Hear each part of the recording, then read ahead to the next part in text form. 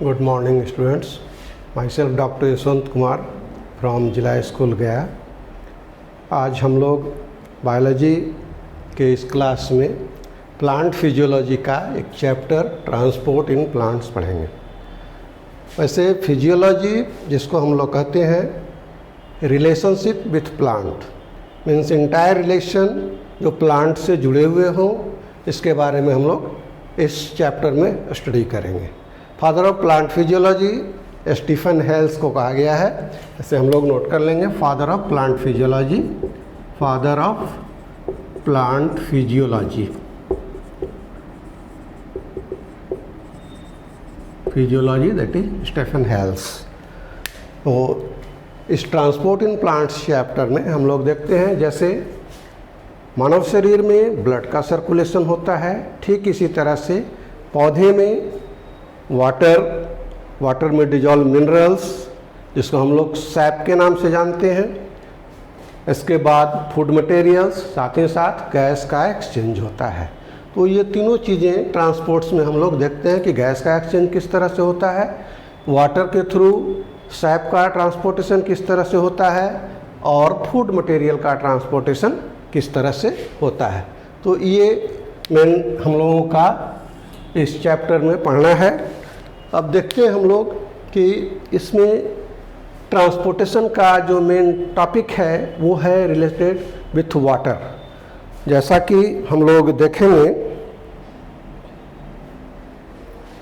कि इसके की पॉइंट्स में मुख्य रूप से आता है importance of water to plants life, protoplasm, diffusion, osmosis related pressure जिसमें osmotic pressure, turgor pressure, wall pressure, diffusion pressure deficit या suction pressure, imbibition, plasmolysis, availability of water in the soil, absorption of water, root pressure, ascent of sap, transportation of food material, transpiration, guttation, bleeding in plants और exudation. Bleeding in plant को ही exudation बोलते हैं। तो ये हमारा की points है। इसमें हम लोग सबसे पहले देख रहे हैं जो मेन है वो है importance of water in plants life. Importance of water in plants life, तो प्लांट की लाइफ में वाटर का क्या इम्पॉर्टेंस है। मुख्य रूप से यूँ कहा जाए कि ट्रांसपोर्ट इन प्लांट्स में वाटर लाइफ का ही ये इम्पोर्टेंस देखा गया है। इसलिए हम लोग इस चैप्टर ट्रांसपोर्ट इन प्लांट्स को दूसरे शब्दों में वाटर रिलेशन के नाम से ही जानते हैं। इस चैप्टर ट्रांसपोर्ट इन प्लांट्स को वाटर रिलेशन के नाम से ही हम लोग जानते हैं। और वाटर रिलेशन में देखा जाता है कि जैसे हम लोग कहते हैं कि वाटर ये क्या है, it is a polar molecule. ये एक पोलर मॉलिक्यूल है जिसके पास H+ आयन और OH- आयन हैं। इसकी वजह से, ये पोलर होने की वजह से ये एक गुड सॉल्वेंट के रूप में जाना जाता है और इसमें ये कैपेसिटी है कि मैक्सिमम सॉल्यूट को ये डिजॉल्व कर लेता है। इसके बाद ये यहाँ देखा गया कि वाटर का इम्पॉर्टेंट रोल है आपका सॉइल, ये सैप को रूट से लेकर के पौधे के विभिन्न भागों में ले जाने का, फूड मटेरियल्स को लीफ से लेकर के पौधे के विभिन्न भागों में लाने का, ये वाटर का ही रोल है। दूसरी चीज़ें हैं इसमें कि गैस का एक्सचेंज होता है जिसमें हमारे पौधे के में जो मौजूद लीफ में मौजूद स्टोमाटा हैं वो रोल इन्वॉल्व करते हैं। तो ये चीज़ें आ जाती हैं ट्रांसपोर्ट्स में। दूसरी चीज़ें हैं कि ये रिस्पायरेशन में हेल्प करता है, या फिर देखा जाए तो यूँ हम लोग कहते हैं कि वाटर जो है मुख्य रूप से प्लांट के लिए इसको लिक्विड गोल्ड के नाम से हम लोग बोलते हैं। तो लिक्विड गोल्ड इस मायने में कहते हैं कि मैक्सिमम जो फिजियोलॉजी का वर्क है प्लांट में वो वाटर के द्वारा ही संभव होता है। तो ये चीज़ें हैं इम्पोर्टेंस ऑफ वाटर प्लांट में। अब है कि इस चैप्टर में हम लोग इन करने से पहले थोड़ा सा एक चीज़ देखें, वो टर्म है प्रोटोप्लाज्म। ये टर्म है प्रोटोप्लाज्म। हालांकि इसके पहले का जो चैप्टर है सेल, थोड़ा सा हम लोग सेल में देखें तो इसको हम लोग दो भागों में डिवाइड कर देते हैं। एक है टोटली नॉन लिविंग पार्ट और दूसरा है living plus non living. Living plus non living. तो ये नॉन लिविंग पार्ट जो है ऑलरेडी ये है सेल वॉल, जो कि टोटली नॉन लिविंग पार्ट है, जबकि living plus non living part को हम लोग एक टर्म देते हैं प्रोटोप्लास्ट। प्रोटोप्लास्ट, ये प्रोटोप्लास्ट जिसके पास दोनों चीज़ें हैं, लिविंग भी है और नॉन लिविंग भी है, लिविंग भी है और नॉन लिविंग भी है। तो यहाँ पे जो लिविंग पार्ट है इसको हम लोग बोल देते हैं प्रोटोप्लाज्म। ये लिविंग पार्ट है प्रोटोप्लाज्म, और नॉन लिविंग प्लाज्म ये थिंग्स जो हैं इसको हम लोग बोल देते हैं सेल इंक्लूजन्स। Cell inclusions. तो यहाँ पे हम लोग आ रहे हैं प्रोटोप्लाज्म पे, जो कि यहाँ पे टॉपिक हम लोगों ने दिया है। इस प्रोटोप्लाज्म के तहत दो चीज़ें आती हैं, एक है साइटोप्लाज्म और दूसरी चीज़ें यहाँ पे आ रही है वो है न्यूक्लियस। Cytoplasm and nucleus. तो कुल मिलाकर अगर हम लोग प्रोटोप्लाज्म का डेफिनेशन देते हैं तो हम लोग कहेंगे कि प्रोटोप्लाज्म क्या है, तो it is A viscous liquid, viscous liquid which contain cytoplasm and nucleus present inside cell. So that is the protoplasm. The term protoplasm was given by J.E. Purkinje. The term protoplasm was given by J.E. Purkinje.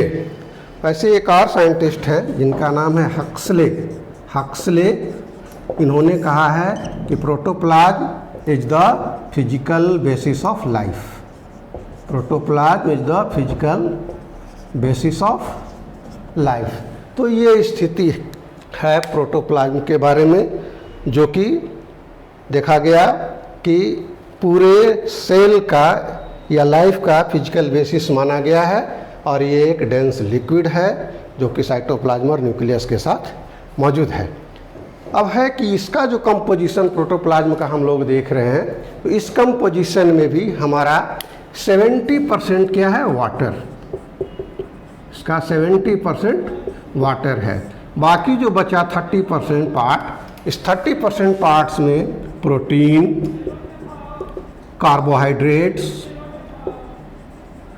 And lipids, ये तीन चीज़ें इसमें मौजूद है। इस 30% में भी देखा जाए तो मैक्सिमम पार्ट प्रोटीन का है, नियर अबाउट 70% पार्ट जो है वो प्रोटीन का बनता है। तो ये कंपोजिशन है प्रोटोप्लाज्म का। तो ओवरऑल हम लोगों ने देखा कि इस प्रोटोप्लाज्म में भी कंपोजिशन किसका है, वाटर का है। तो इसी वाटर का रोल जो है इम्पोर्टेंस पार्ट्स देखा गया है हम लोगों का इस चैप्टर में। तो देखें कि ये वाटर जो है मुख्य रूप से रोल प्ले कर रहा है ट्रांसपोर्ट्स में। अब थोड़ा सा और देखें वाटर का रोल हम लोग, तो कहते हैं कि सीड, इसमें भी 20% वाटर है, सीड में भी 20% वाटर है। हालांकि जो हाइड्रोफाइट्स हैं, हाइड्रोफाइट्स यानी कि जलीय पौधा, इसमें आपका 98% वाटर है, जबकि जीरोफाइट्स ये आ जाएंगे। डेजर्ट प्लांट्स, इसमें भी देखा जाए डेजर्ट प्लांट्स में भी तो तकरीबन 60 to 88% वाटर है। तो जितने भी प्लांट्स हैं या उनके प्रोडक्ट हैं, इन सबों में वाटर है। इसलिए कहा जाता है कि वाटर का इस ट्रांसपोर्ट्स में इम्पॉर्टेंट रोल है।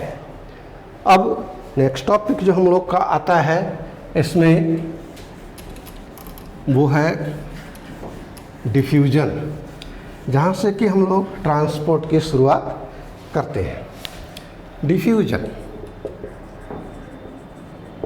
बहुत इम्पॉर्टेंट टॉपिक है। ये डिफ्यूजन क्या है, तो यूँ कहा जाए कि इसमें मूवमेंट ऑफ लिक्विड मॉलिक्यूल्स और आयंस का मूवमेंट होता है। और मूवमेंट कैसे होती है, तो from high concentration to low concentration होती है। मूवमेंट जो होती है वो हायर टू लोअर होता है मूवमेंट। किस चीज़ का मूवमेंट होता है? तो मूवमेंट लिक्विड की होती है, गैसेस की होती हैं, आयंस के होते हैं। कहाँ से होती है? तो higher concentration to lower concentration movement है। तो ये चीज़ें हैं, higher concentration to lower concentration movement होती हैं। अब है कि ये डिफ्यूजन देखा जाए तो डिफरेंट टाइप्स के होते हैं, जैसे gas to gas, gas to liquid, gas to solid, है ना, liquid to liquid, liquid to gas, liquid to solid, solid to solid, solid to liquid और सॉलिड टू गैस। तो ये डिफरेंट टाइप्स के डिफ्यूजन होते हैं।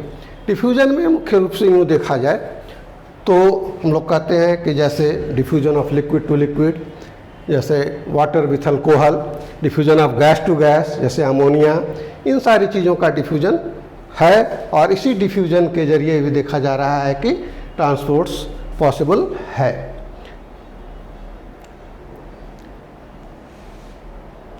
ये हम लोग देख रहे हैं वाटर का रोल है, ये डिफ्यूजन। इसमें यह है, it is a passive process in which means no energy is used make the molecules move, they have a natural kinetic energy. Basically water having free energy, that one is called kinetic energy. This one is responsible for movement. Diffusion basically higher concentration to lower concentration होता है। इसके लिए कहा जाता है कि movement जो होती हैं वो हमेशा ऊपर से नीचे की ओर होती है। डिफ्यूजन का रेट जो इफेक्ट करता है वो कंसंट्रेशन ग्रेडियंट है, परमेबिलिटी ऑफ मेम्ब्रेन है, टेम्परेचर, प्रेशर है, ये सारी चीज़ें जो हैं इसके डिफ्यूजन के रेट को इफेक्ट करता है। जनरली यही रेट जो है ये इफेक्ट करता है। अब है डिफ्यूजन के एक टाइप्स दिए गए हैं, फैसिलिटेड डिफ्यूजन। जैसा कि नाम से पता चलता है कि फैसिलिटेड डिफ्यूजन यानी कि फैसिलिटी दी गई है, कुछ चीज़ों को फैसिलिटी दी गई है कि थ्रू मेम्ब्रेन ये पार कर सके, और कुछ चीज़ें जो हैं वो पार नहीं कर पाती हैं। इसमें दिया हुआ है कि लार्ज पोलर मॉलिक्यूल जो है जैसे कि ग्लूकोज, एमिनो एसिड, ये मेम्ब्रेन से पार कर जाते हैं। मेम्ब्रेन फॉस्फोलिपिड की बनी होती है, बाइलेयर होती हैं जो कि पार आर पार करती हैं। तो कुछ चीज़ें जो पार कर जाती हैं और कुछ चीज़ें ऐसी हैं जो पार नहीं कर पाती हैं, जैसे जो सॉल्वेंट मॉलिक्यूल्स हैं, सॉल्यूट के पार्टिकल्स हैं वो पार कर सकते हैं, लेकिन यहाँ पे जो हायर मॉलिक्यूल्स हैं जैसे ग्लूकोज और एमिनो एसिड ये पार नहीं कर पाते हैं। इसलिए इसका नाम दिया गया है कि फैसिलिटेड डिफ्यूजन है, किसी चीज़ को प्रोवाइड की गई है फैसिलिटी कि वो आर पार करे और किसी कोई पार नहीं कर पाता है। जो प्रोटीन चैनल से पार कर जा रहे हैं, जैसे देखा जा रहा है कि यहाँ पे प्रोटीन चैनल से जो पार कर रहे हैं वो फैसिलिटेड डिफ्यूजन के तहत आते हैं, है ना। दूसरी चीज़ें यहाँ पे एक फिगर से हम लोग देखें, ये फैसिलिटेड डिफ्यूजन, यहाँ पे ये बाइलेयर मेम्ब्रेन दिखाई गई हैं जो कि लिपिड और फॉस्फोलिपिड की ये मेम्ब्रेन होती हैं। इस फिगर को हम लोग ऐसे भी देखें,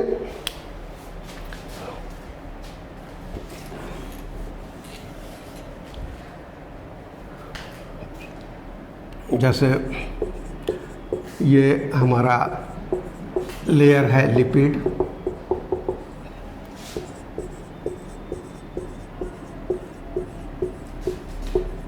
ये लेयर है लिपिड, और इसके बीच में मौजूद होती हैं प्रोटीन। तो ये दोनों मिलाकर लाइपोप्रोटीन का लेयर बनता है जो कि सेल मेम्ब्रेन में मौजूद होती हैं।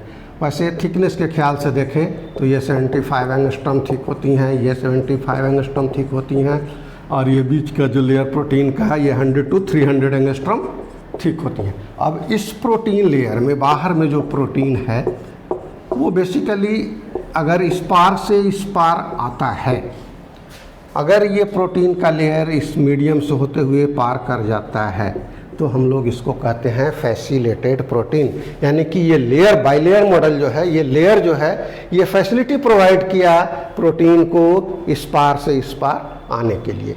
तो ये चीज़ें जो है फैसिलिटेड डिफ्यूजन के तहत आती हैं कि एक ख़ास तरह के प्रोटीन जो कि बाइलेयर मॉडल से होकर के पार करती हैं। लेकिन दूसरे तरफ जो है वो सोडियम के मॉलिक्यूल्स हैं, क्लोरीन के मॉलिक्यूल हैं, ये बिगर मॉलिक्यूल्स हैं, या फिर कहें कि ग्लूकोज का मॉलिक्यूल्स है, उसको ये पार करने नहीं देता है।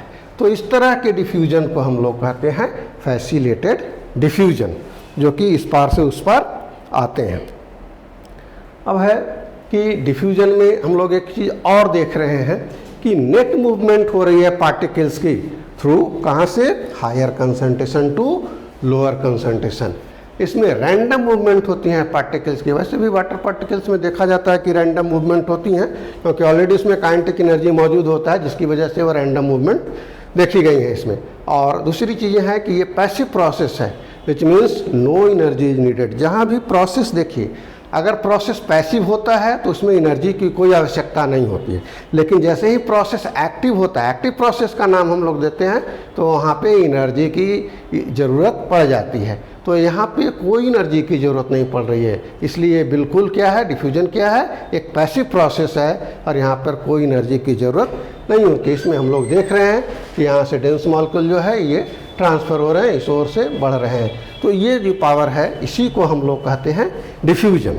तो ये ऑलरेडी डिफ्यूजन का प्रक्रिया है, इसमें हम लोगों ने यहाँ पे देखा। अब है इस डिफ्यूजन के बाद आगे का टॉपिक हम लोग का आ रहा है ऑस्मोसिस।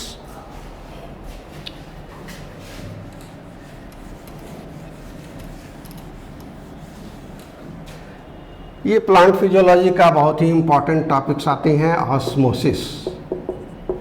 देखिए, ऑस्मोसिस को अगर हम लोग सीधे शब्दों में डिफाइन करें तो कहते हैं osmosis is a physiological process during which movement of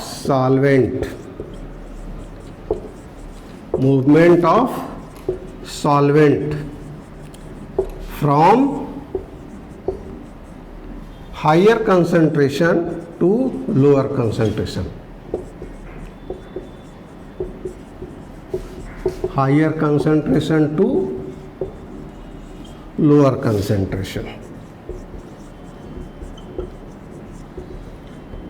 देखिए, ये चीज़ें यहाँ पे एक चीज़ जानना बहुत ज़रूरी है कि जो मूवमेंट हो रही है सॉल्वेंट का हायर टू लोअर, इसमें तीन चीज़ें अलग अलग आ जाती हैं। अगर हम लोग इसमें कहते हैं कि वाटर जो है वो ऑलरेडी जो फ्लो होती है, जैसे मान लिया जाए ये कप टब ले लिया हम लोगों ने, टब ले लिया, बीच में एक मेम्ब्रेन लगा देते हैं, SPM semi permeable membrane. Osmosis जब भी होंगी तो इसके लिए एक मेम्ब्रेन की आवश्यकता पड़ेगी, वो है semi permeable membrane, semi permeable membrane. ये SPM लगा दिया, सेमी परमेबल मेम्ब्रेन लगा दिए। एक तरफ हम लोग ले लेते हैं वाटर और दूसरे तरफ डाल दिया शुगर सॉल्यूशन, शुगर सॉल्यूशन। अब है कि मूवमेंट किस ओर से होगी, वाटर का मूवमेंट शुगर सॉल्यूशन की ओर होगा या शुगर सॉल्यूशन का मूवमेंट वाटर की ओर होगा। तो ऑब्वियसली ऐसा देखा गया कि वाटर का मूवमेंट जो है वो शुगर सॉल्यूशन की ओर आती है, यानी मूवमेंट ऑलवेज देखा गया है कि वाटर का शुगर सॉल्यूशन की ओर मूवमेंट हो रही है। या कुल मिलाकर यूं कहें कि पतला घोल हमेशा मूव करता है किस ओर, गाढ़े घोल की ओर। इसमें देखा गया कि हमारा कंसंट्रेशन मूवमेंट जो है वो हायर टू लोअर हो रहा है, यानी कि पतला घोल जब भी मूव करेगा तो गाढ़े घोल की ओर मूव करेगा, और इसी को हम लोग कहते हैं ऑस्मोसिस। दूसरे शब्दों में, जिस तरफ साल्ट या शुगर का मॉलिक्यूल्स कम होंगे उस ओर से मूवमेंट होगी, किस ओर, जिस तरफ साल्ट और शुगर मॉलिक्यूल का ज़्यादा होगा परसेंटेज। तो ये चीज़ें कहला जाती हैं ऑस्मोसिस। और इस ऑस्मोसिस में मेम्ब्रेन की जरूरत पड़ेगी, वो है सेमी परमेबल मेम्ब्रेन। मेम्ब्रेन में देखें तो मेम्ब्रेन भी अलग अलग टाइप के होते हैं, जैसे कुछ हैं परमेबल मेम्ब्रेन, सभी चीज़ों को आर पार आने जाने देती है। सभी चीज़ कहने का मतलब कि सॉल्यूट पार्टिकल्स और सॉल्वेंट पार्टिकल्स दोनों को अगर आर पार होने देती है तो दैट इज परमेबल मेम्ब्रेन। कुछ है सिलेक्टिवली परमेबल मेम्ब्रेन, कि कुछ सिलेक्टिव चीज़ों को पार करने देती हैं, जैसे सॉल्वेंट के पार्टिकल्स पार हो जाएंगे, सॉल्यूट के पार्टिकल्स पार नहीं होंगे, तो सिलेक्टिवली परमेबल है। सेमी परमेबल मेम्ब्रेन है, जिसमें कि यहाँ पे भी देखा गया है कि सॉल्वेंट मॉलिक्यूल्स जो हैं वो पार कर जाते हैं, ये सॉल्यूट मॉलिक्यूल्स पार नहीं कर पाते हैं। लेकिन इसमें कुछ खास डायमीटर है जिसकी वजह से देखा गया है कि कुछ छोटे छोटे पार्टिकल्स जो हैं वो पार कर पाते हैं, कुछ नहीं कर पाते हैं, तो ये सेमी परमेबल मेम्ब्रेन है। तो इस तरह से डिफरेंट डिफरेंट टाइप्स के मेम्ब्रेन हैं। हमारा ये सेमी परमेबल मेम्ब्रेन का एग्जाम्पल देखा जाए तो ये एक सेल मेम्ब्रेन है, सेमी परमेबल मेम्ब्रेन है। या हमारे बॉडी में ब्लैडर हैं, वो ब्लैडर जो है सेमी परमेबल मेम्ब्रेन का काम करता है। तो ये चीज़ें जो हैं ऑस्मोसिस में कि मूवमेंट ऑलवेज देखा गया कि पतले घोल का गाढ़े घोल की ओर होता है, और किसके थ्रू होता है, वो थ्रू सेमी परमेबल मेम्ब्रेन के द्वारा होता है। तो ये आ जाती है ऑस्मोसिस। ऑस्मोसिस में हम लोग यहाँ पे देखेंगे कि कुछ थ्योरी दी गई है कि ऑस्मोसिस रिलेटेड थ्योरी के नाम से जानेंगे हम लोग, ऑस्मोसिस रिलेटेड थ्योरी। ये थ्योरी भी दो अलग अलग है। एक आपका दिया गया है concentration different theory, concentration different theory, और दूसरा है फ्री एनर्जी थ्योरी।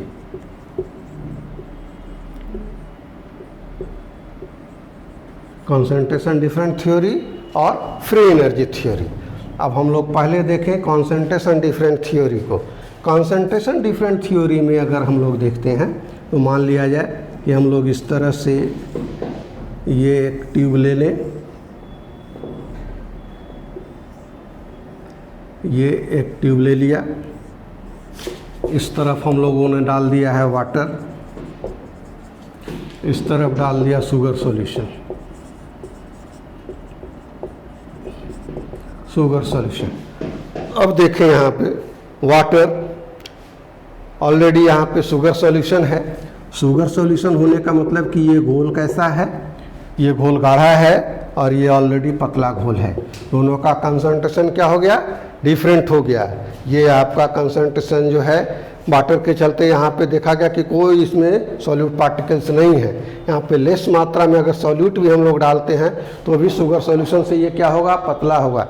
नतीजतन क्या होगा, रीजन देखा गया कि मूवमेंट जो है यहाँ पे सेमी परमेबल मेम्ब्रेन से होते हुए इस डायरेक्शन में, यानी वाटर का मूवमेंट किस ओर हो रहा है, शुगर सॉल्यूशन की ओर मूवमेंट हो रही है।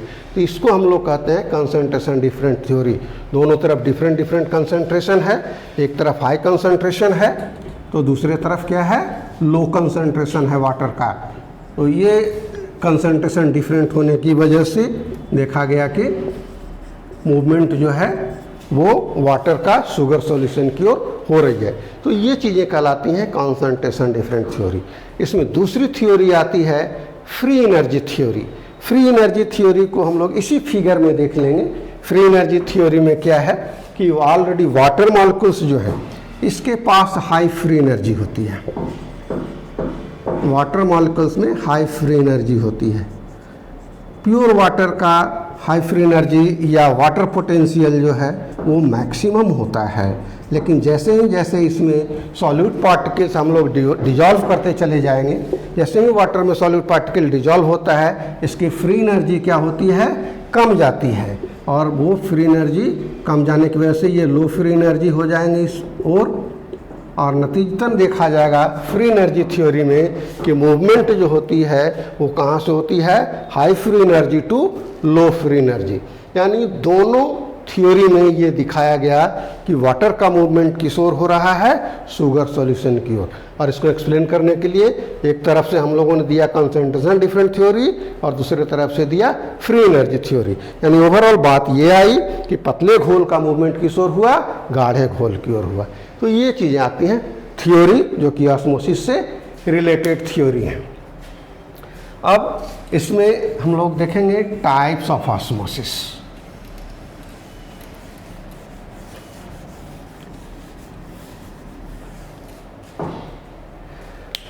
टाइप्स ऑफ ऑस्मोसिस, इसके दो टाइप्स हैं।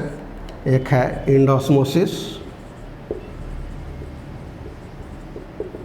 और दूसरा है exosmosis.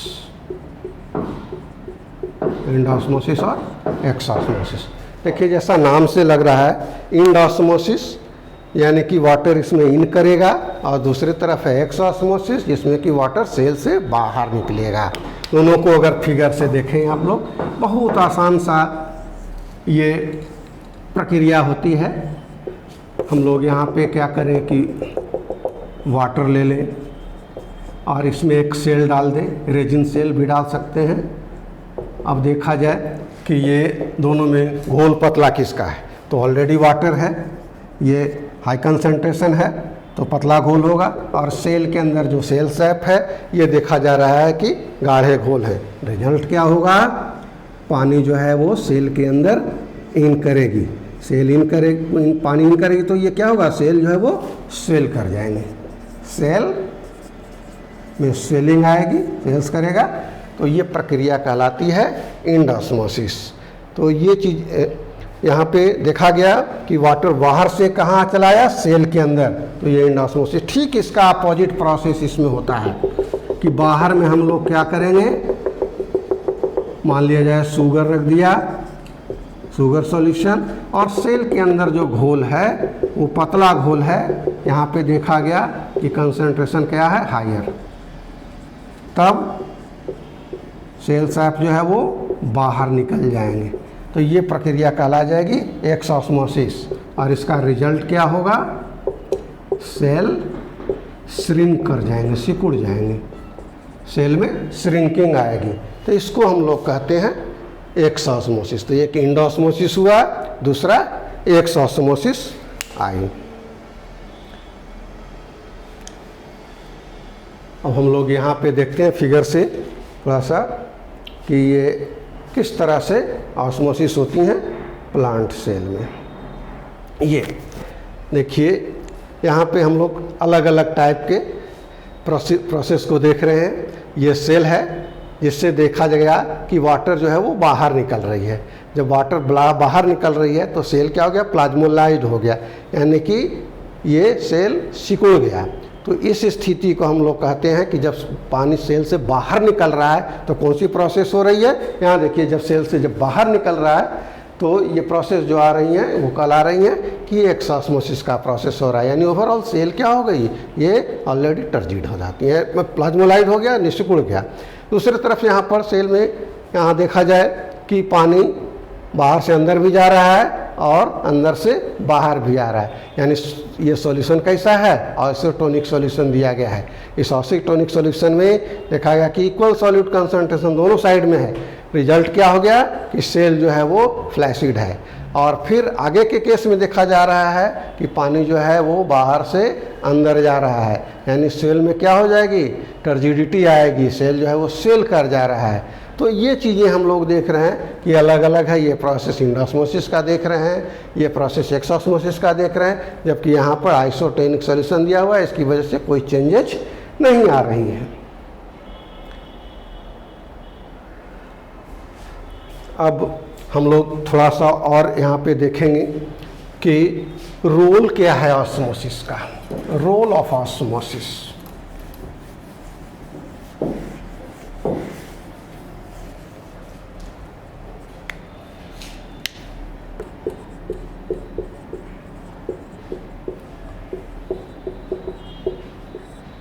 Role of osmosis. Osmosis basically play positive role in ascent of sap, absorption of water, या फिर movement of water, endosmosis or various biological process. So these are the roles of osmosis. कुल मिलाकर अगर हम लोग देखें तो ये कहेंगे कि ऑस्मोसिस के द्वारा प्लांट फिजियोलॉजी का मैक्सिमम प्रोसेस जो है वो कंप्लीट हो जाता है। जैसे वाटर का एब्जॉर्प्शन हुआ, फिर एसेंट ऑफ सैप यानी रूट से लेकर के शूट तक वाटर मूवमेंट चला गया, तो ये सारे प्रोसेस जो है फिजियोलॉजी के साथ इंक्लूड कर गए, तो ये ऑस्मोसिस का रोल देखा गया है। तो और इसमें एक चीज़ें और हम लोग जानना चाहेंगे ऑस्मोसिस के रोल के साथ, कि देखा गया है कि जैसे ही जैसे कंसंट्रेशन जो है ऑस्मोसिस का हम लोग देते हैं कि कंसंट्रेशन सॉल्यूट का बढ़ता है, सॉल्वेंट का, तो ऑस्मोसिस जो है वो क्या होती है, बढ़ जाती है। रिलेशनशिप अगर देखें तो हम लोग ऐसे लिखेंगे कि ऑस्मोसिस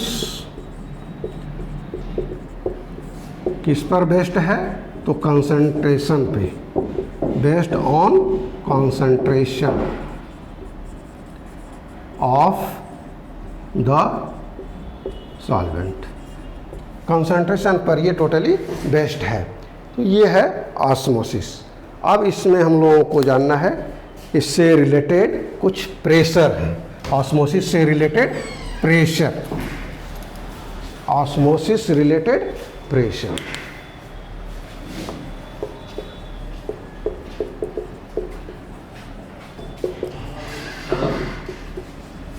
ऑस्मोसिस रिलेटेड प्रेशर, इसमें सबसे पहले आता है नंबर 1 में osmotic pressure. Osmotic pressure, osmotic pressure, ये क्या प्रेशर, ऑस्मोटिक प्रेशर क्या है? तो देखा गया कि ये मूल रूप से देखा जाए तो ऑस्मोसिस से जनरेट किया हुआ प्रेशर है। और ख़ास करके हम लोग इस प्रेशर को डिफाइन करने के लिए सबसे पहले एक फिगर देखें तब ज़्यादा क्लियर होगा। ऐसा है बच्चों कि हम लोग एक टब ले लें, ऑलरेडी इस टब में वाटर फिल करें, वाटर फिल करें, फिर एक फनेल लगाएं, थिस्ल फनेल,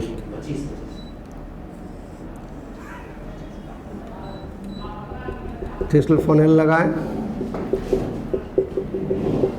इस थिस्ल फनेल के अंदर डालें शुगर सॉल्यूशन, शुगर सॉल्यूशन।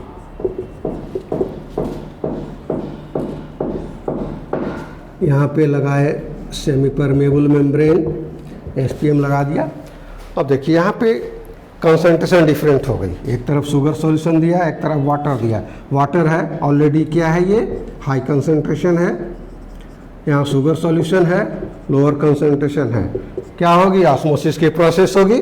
और जैसे ही ऑस्मोसिस का प्रोसेस होगा, वाटर शुगर सॉल्यूशन में इन करेंगे। शुगर सॉल्यूशन में जब इन करेंगे, मान लिया जाए वाटर यहाँ पे था, पोजीशन है इसका x, जब वाटर इसमें इन करेंगे तो ये रेज करेगा पोजीशन शुगर सॉल्यूशन का, और ये बढ़ते बढ़ते कहाँ गया, इस पोजीशन पे आ गया, x+1 पे आ गया। तो ये कंडीशन तब हुआ जब प्रोसेस ऑस्मोसिस का हो रहा होता है।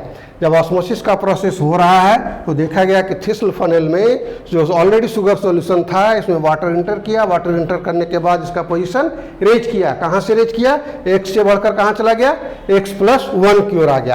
अब हम लोग क्या करते हैं, ऊपर से एक पिस्टन लगा देते हैं, इस पे ऊपर से एक पिस्टन लगा दिया, है ना।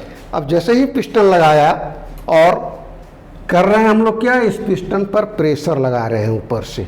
जब पिस्टन पर प्रेशर लगा रहे हैं तो ये प्रेशर कहाँ आ रहा है, हम लोग x से x+1 की ओर जाने नहीं दे रहे हैं। पिस्टन पर प्रेशर लगाए और इसको हम लोग ला करके कहाँ रोकना चाह रहे हैं, x पोजीशन पे रोकना चाह रहे हैं। यानी कि जो ऑस्मोसिस का प्रोसेस हो रहा था, जिसकी वजह से वाटर x से x+1 की ओर रेज कर रहा था, हम लोग इस पोजीशन को ऊपर से प्रेशर लगा करके ऑस्मोसिस को रोक दिया, x को x+1 की ओर जाने नहीं दे रहे हैं।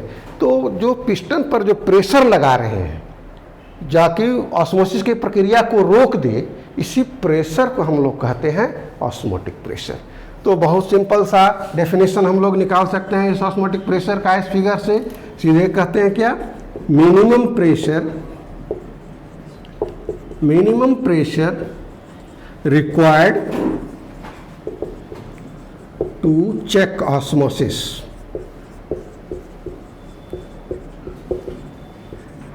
is called osmotic pressure।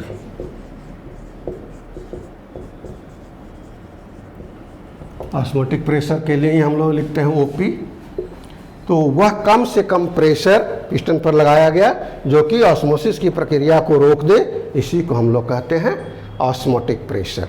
तो ये ऑस्मोटिक प्रेशर जो है ये कॉन्सेंट्रेशन के लिए डायरेक्टली प्रोपोर्शनल है। हम लोग लिख सकते हैं OP ये directly proportional to concentration of solution. तो ये डायरेक्टली प्रोपोर्शनल हो जाता है ऑस्मोसिस का। अब है कि इस ऑस्मोटिक प्रेशर से सीधे जुड़ा हुआ एक और चीज़ें आती है, वो कहलाता है वॉल प्रेशर, टर्गर प्रेशर, है ना। तो ये सारी चीज़ें प्रेशर हम लोग इसी से जोड़ करके देखेंगे, ऑस्मोटिक प्रेशर से ही। इस फिगर में भी हम लोग यहाँ पर देख रहे हैं कि ये ऑस्मोटिक प्रेशर है, तो ठीक इसके अपोजिट जो प्रेशर काम कर रही है वो है टर्गर प्रेशर। और इस टर्गर प्रेशर से जनरेट जो सेल के वॉल पे प्रेशर इन्वॉल्व हो रहा है वो कहलाती है वॉल प्रेशर। तो ये चीज़ें हम लोग का बिल्कुल कोरिलेशन है और सब डायरेक्टली निर्भर कर रहा है किस चीज़ से, तो ऑस्मोसिस से है। अब हम लोग इसको एक फिगर से थोड़ा सा और समझें।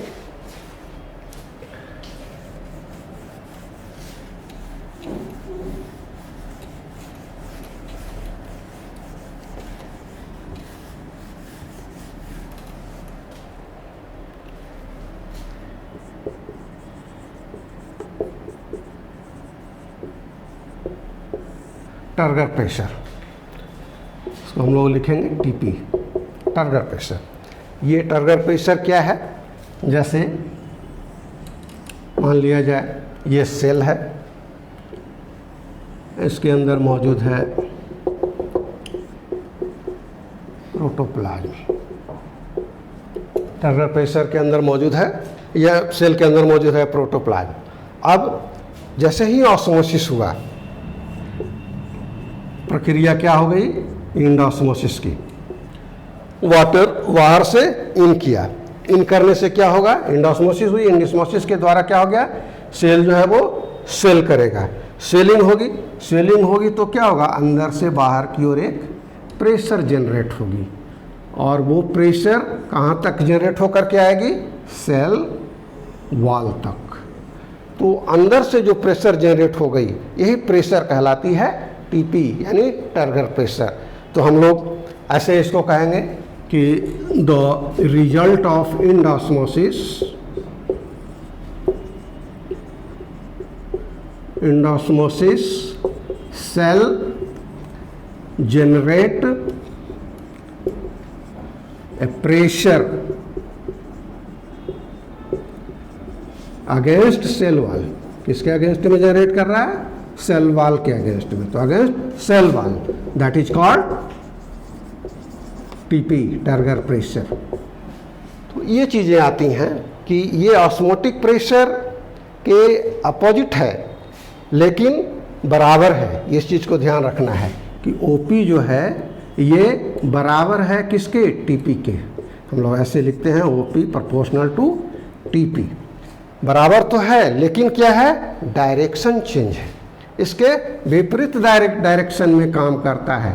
तो OP equal to TP, but direction क्या है, निगेटिव है, ओपी के अगेंस्ट में ये काम कर रहा है। तो ये चीज़ें आ जाती हैं टर्गर प्रेशर, जो कि कहा जाए कि इंडोस्मोसिस का रिजल्ट है और सेल वॉल के अगेंस्ट में प्रेशर जनरेट करता है, तो इसको हम लोग कहते हैं टर्गर प्रेशर। इससे एक जुड़ा हुआ और प्रेशर आता है, वो है वॉल प्रेशर।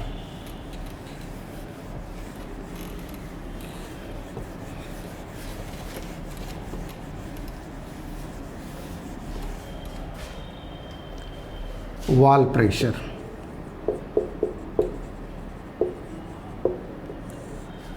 वॉल प्रेशर, इसको हम लोग WP लिखें, wall pressure.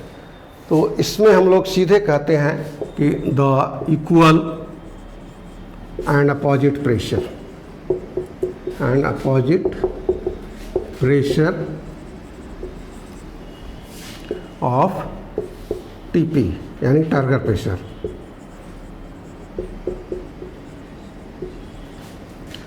Is called WP, wall pressure. ये चीज़ें आती हैं, यानी कि TP इक्वल टू WP, है ना। TP के बराबर होता है WP, लेकिन इसका भी प्रेशर क्या है, अपोजिट डायरेक्शन में आती है।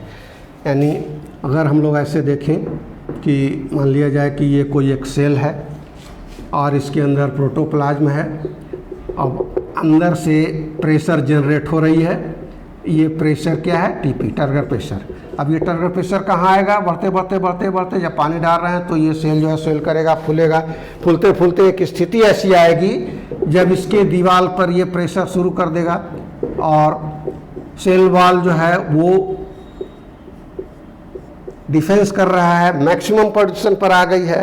तो यानी कि जब पूरी तरह से टर्गर प्रेशर बाहर की ओर बढ़ जाएगी, यानी जब सेल जो है वो फुल्ली टर्जिड हो जाएगा, तब यहाँ पे वाल पर प्रेशर आएगी और ये वाल प्रेशर जो है टर्गर प्रेशर के बराबर होगी और अपोजिट डायरेक्शन में होगी। तो ये ध्यान में रखना है हम लोगों को कि टर्गर प्रेशर और वाल प्रेशर बराबर तो हैं, लेकिन दोनों क्या है, अपोजिट डायरेक्शन में काम करते हैं। तो ये चीज़ें आ जाती हैं वाल प्रेशर। इससे हम लोग एक प्रेशर और जोड़ते हैं, सब ऑस्मोसिस रिलेटेड प्रेशर के तहत आती हैं, और वो प्रेशर कहलाती है DPD, diffusion pressure deficit.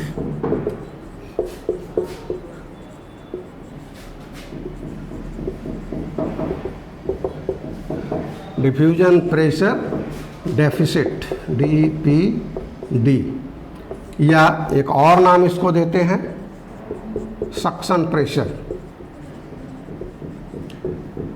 SP. तो बच्चों, जैसा कि नाम से ही लग रहा है कि ये क्या है, प्रेशर सक करता है, खींचता है अपनी ओर, किसको, वाटर को, इसलिए नाम दिया गया है इसको सक्शन प्रेशर। अगर हम लोग डेफिनेशन के तौर पे हम लोग लिखेंगे तो इसके बारे में लिखते हैं कि इट इज द कैपेसिटी और potential of cell to absorb or suck water from surrounding cell,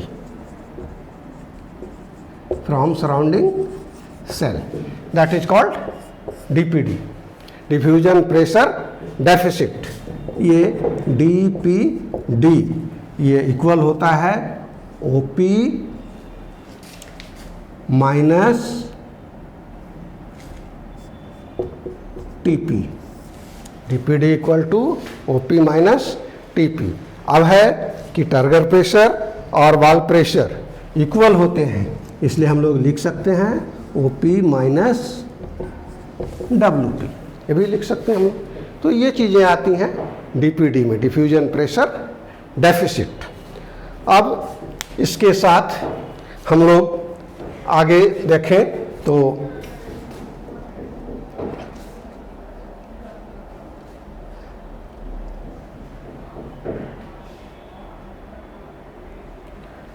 ये दिखाया गया डिफरेंट टाइप्स के सॉल्यूशंस हैं।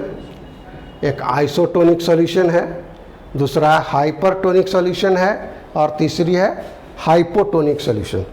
सीधी सी बात है इसमें समझने में, हम लोग ये टर्म को याद रखें, hypo that means below, hypo it means below, यानी सॉल्यूशन कैसा है, वो घोल जो देखा गया कि बिलो यानी कि सॉल्यूशन के लेवल से कम है, यानी कि घोल कैसा है, तो अंदर का घोल इसमें देखा गया कि ये गाढ़ा है और बाहर का घोल पतला है।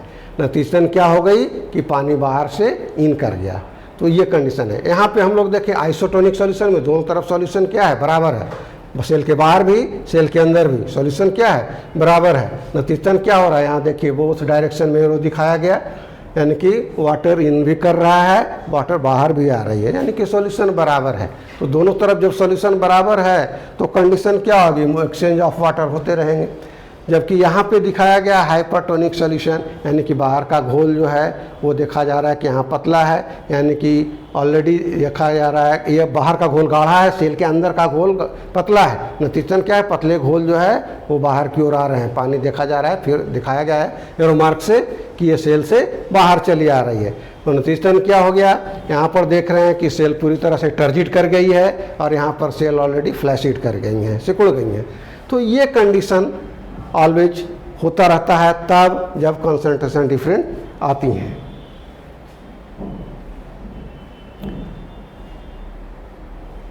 यह डिफ्यूजन प्रेशर डेफिसिट का है। इसमें हम लोग देखा अभी कि ओपी बराबर होती है टीपी के, तब जब डीपीडी 0 है यानी कि सेल पूरी तरह से टर्जिड हो रहा है। तो ये कंडीशन आई है DPD equal to OP minus TP. यहाँ पे ओपी क्या है, ऑस्मोटिक प्रेशर है, TP turgor pressure, WP equal to TP. ये हम लोग यहाँ पे देख चुके हैं ऑलरेडी।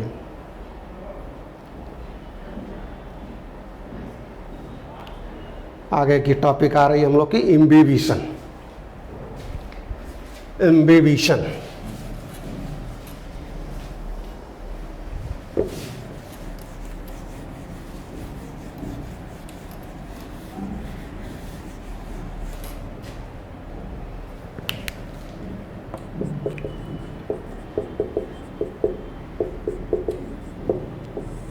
इम्बिबिशन देखिए, इम्बिबिशन ऐसे हम लोग इसको कहें अगर कि it is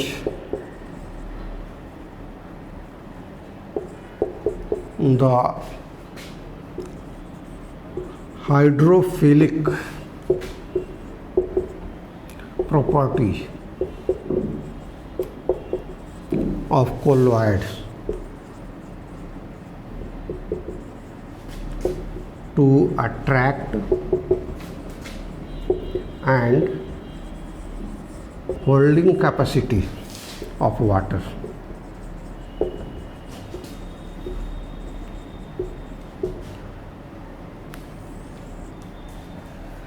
Attract and holding capacity of water, that is imbibition। जैसे हम लोग मान लिया जाए कि एक बीकर लिए, बीकर में ग्राम सीड डाल दिया, चने का सीड डाल दिए, चने का सीड डाल देते हैं। ऐसा देखा गया है कि वाटर में जैसे ही चने का सीड डालते हैं कुछ देर के बाद क्या होता है, ये स्वेल कर जाती है, फूल जाती हैं। फूलने का रीजन क्या है कि इसके ठीक कॉर्नर एंड पे पाई जाती है छोटा सा छिद्र, that is called micropyle, hilum and stock. Concentration different है, कंसंट्रेशन डिफरेंट होने की वजह से क्या हो गई, पतला घोल गाढ़े घोल की ओर इन किया, रिजल्ट हुई ऑस्मोसिस की और सेल में स्वेलिंग आ गई। लेकिन यहाँ पे इम्बिबिशन के प्रोसेस में हम लोग कर रहे हैं कि वाटर को ये सक किया, अट्रैक्ट किया, अट्रैक्ट करने के बाद क्या कर रहा है कि वाटर को होल्ड करके रख रहा है। नतीजतन क्या है कि ये बहुत देर तक जो है ग्राम सीड क्या है, स्वेलिंग कंडीशन में रह जाती है, फूली हुई अवस्था में रह जाती है। तो इसी फूली हुई अवस्था में रहने की जो टेंडेंसी है, कैपेसिटी है, इसी को हम लोग कहते हैं इम्बिबिशन। और इसमें जो प्रेशर जनरेट हो रही है उसको हम लोग सीधे शब्दों में कहते हैं IP, imbibition pressure. Imbibition pressure, तो ये चीज़ें आ जाती हैं इम्बिबिशन प्रेशर में। इसका मुख्य रूप से देखा जाए तो हम लोग लिखते हैं IP equal to D P D plus TP turgor pressure, DPD plus turgor pressure. DPD बराबर क्या होता है, अभी हम लोगों ने निकाला था, DPD equal to OP minus TP, OP minus TP plus TP. DPD का वैल्यू पुट किया, अब टीपी प्लस और minus cancel, that means IP equal to OP, osmotic pressure. तो इम्बिबिशन प्रेशर जो होती हैं वो किसके बराबर हो जाती है, ऑस्मोटिक प्रेशर के बराबर होती हैं। तो यानी कुल मिलाकर ये देखा कि इम्बिबिशन के द्वारा वाटर जो है वो इन कर रहा है सीड में, इसलिए इसका जो रोल है, बहुत इंपॉर्टेंट रोल इसका आता है जर्मिनेशन ऑफ सीड। सीड के जर्मिनेशन में इम्बिबिशन का रोल देखा गया है, जर्मिनेशन ऑफ सीड। दूसरी चीज़ें, entry of water inside cell, तो दैट इज ये इम्बिबिशन। ये चीज़ें आ रही थी इम्बिबिशन में। एक रिलेशन हम लोग इसमें और देखते हैं ओपी टीपी का। जैसे ये टब लिया हम लोगों ने, सेल लिया, सेल के अंदर प्रोटोप्लाज्म, टब या हैविंग वाटर, सेल। अब ये सेल है, कंडीशन यहाँ पर अलग अलग है, कंसंट्रेशन डिफरेंट है। ये सेल के अंदर देखा गया कि ये गाढ़ा घोल है, ये बाहर क्या है, पतला घोल है। कंसंट्रेशन इसका हाई है, इसका कंसंट्रेशन लो है। वाटर इन करेगा, यहाँ देखिए वाटर इन किए, सॉल्यूशन क्या हो गया, इसका पतला हो गया। जैसे ही वाटर इंटर किया सॉल्यूशन पतला हो गया, लो कंसंट्रेशन हो गया। रिजल्ट क्या हो गई, ओपी यहाँ पे देखा गया। ऑस्मोटिक प्रेशर जो है वो ऑलरेडी इसका कम गया, लोअर हो गई। दूसरी तरफ अगर वाटर इंटर करते हैं तो ये प्रोटोप्लाज्म का वॉल्यूम क्या होगा, बढ़ जाएगा। वॉल्यूम जो है ये बढ़ जाएगा। जैसे ही वॉल्यूम बढ़ा देखा गया कि टीपी जो है वो चेंज कर गया। तो कंसंट्रेशन पर निर्भर करता है ओपी, ऑस्मोटिक प्रेशर, और ये वॉल्यूम पे निर्भर करता है टीपी। जैसे ही टीपी बढ़ेगा ये वॉल्यूम बढ़ जाएगा। देखा गया कि किसी सेल का टर्गर प्रेशर जो है वो ऑलरेडी बढ़ जाता है। तो ये एक रिलेशन हम लोग देखा इसमें। इसके बाद इम्बिबिशन के बाद हम लोगों को पढ़ना है प्लाज्मोलाइसिस।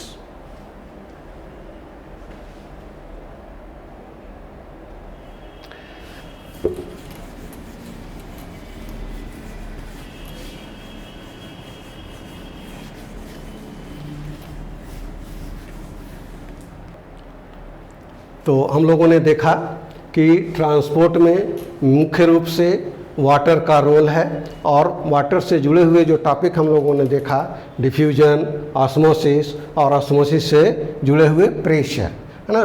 इसमें बच्चों कुछ चीज़ें और रह गई हैं जो कि हम लोग अगले वीडियो में देखेंगे।